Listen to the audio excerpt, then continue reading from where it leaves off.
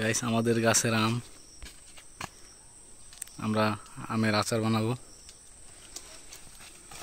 Bag ভর্তি কাঁচা আম, একদম নিজেদের ফ্রেশ আম।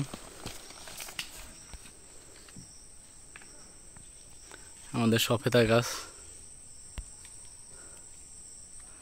ওই আমাদের লিচু গাছ, লিচু আমরা কিছুক্ষণ আগে পারছি।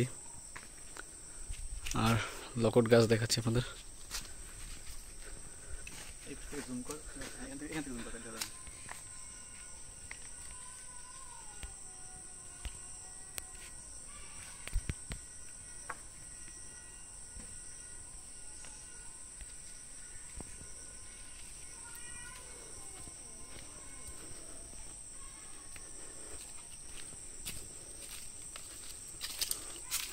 লকট পেরে নিয়ে গেছিলাম, গাছে এখনো আছে।